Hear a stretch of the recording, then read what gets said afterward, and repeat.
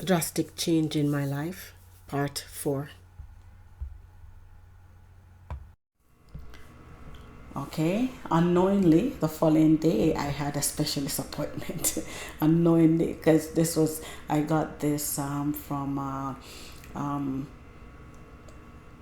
during it was Great Lakes Medical. I went and the doctor stated that I will not recover from my injury since I did not receive the proper care at the beginning. I was sent to the specialist office for further treatment. So at Great Lakes Medical, I was sent and I saw Dr. Amanda Murphy. Right, she was just acting on behalf of another specialist who was away, and she noticed she could confirm right the cognitive synovitis, and this was on July 11th, the following day after I saw Dr. Bemo. So she had indicated physiotherapy. Okay. Okay, decovine tenosynovitis, no fracture, no nothing. Okay, and away I was denied coverage for physio because with OHIP, because I wasn't working, I can't afford physio. But with OHIP, that's a show another way. Again, the system failed me, right? With OHIP, I have to be under 18 or over 65 of age to qualify for treatment. So left on my own with an injury, work-related injury. So new lawyer, Neymark Law. Wow, interesting. Contract number 4. Okay, I hope you're keeping track. This is contract number 4. First one was with WSIB. The second one was long-term disability. The third one was wrongful dismissal. Now a fourth lawyer, motor vehicle accident number 1. I said number 1, okay? So it was not my intention to have my cases separated, but they all became separated. Okay, so 4 different lawyers. New lawyer, motor vehicle accident, Neymark Law Firm. Received call from Neymark Law on July 5th. I didn't call them, they called me. Just like the physiotherapist called me on July 4th, because my name was given to an acquaintance, the same acquaintance that gave my name to the physiotherapy therapist, Dr. Bertolo. It's the same person who allowed her lawyer to contact me. I went to the lawyer's office on July 11th, Princess and I, and the main reason was for July 2nd motor vehicle accident. I later found that Neymark Law and Utopia Physiotherapy, that is Field Physio, were affiliated. Yeah. So I retained the lawyer on this date, July 11th. On this date, July 11th, Neymark Law stated that they heard that I had other cases and would like them to be transferred to their firm with the exception of WSIB. I was surprised that they knew, however, declined since I had the upcoming examination for discovery dated August 16. I was then coerced into transfer. I was disappointed in David Vaughn, Sanford to Markin Law, wrongful dismissal.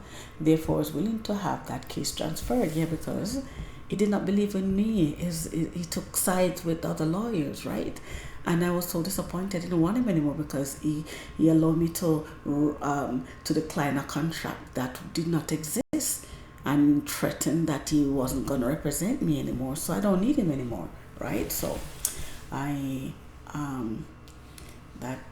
case, I wanted it moved then, since this lawyer was willing to take my cases, right? But however, I was told by Courtney Madison, one of the lawyers for this law firm, Neymark Law, if not all, then none. I told them to give me some time to think about it, right? Since this meant that my examination for discovery, which was for long-term disability, would be cancelled. Okay, so for proof here she said, she even stated, please feel free to read, right? And she even stated, you don't need to tell these lawyers about your car accident case at this point. She wanted it. Oh gosh, I thought or that you have spoken to me. Let's first try and figure out what is going on with those claims, and I will see how we can help and if we can streamline the lawyer situation for you. Please feel free to read the rest, okay? So here, for motor vehicle accident, July 2nd, I retain name mark law. Please feel free to pause and read. On this date, July 11th, I was advised by name mark law not to speak with anyone, as I had informed on the previous letter, right? In this case, I should not speak with anyone. This one is a bit different, sorry about that. I should not speak with anyone at the auto insurance company, right? Aviva. I was told that the auto insurance company can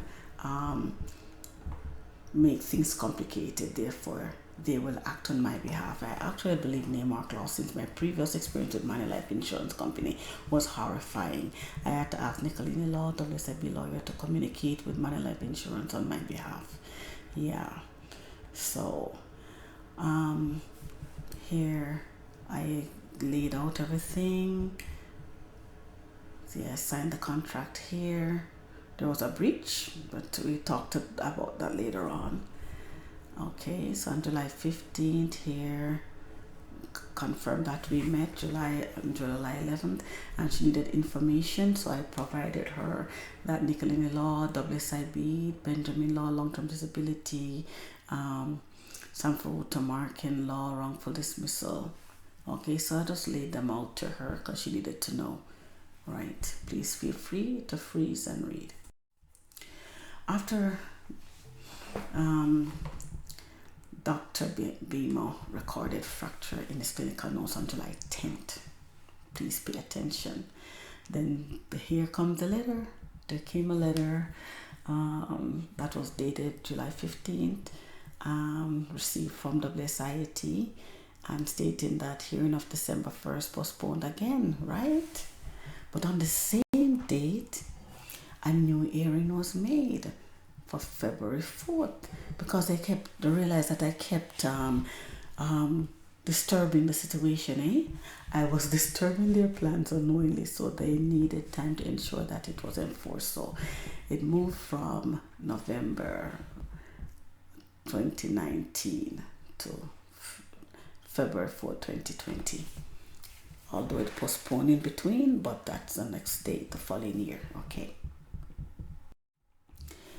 So here it is, July 15, and then new hearing date was set for February 4th, 2020.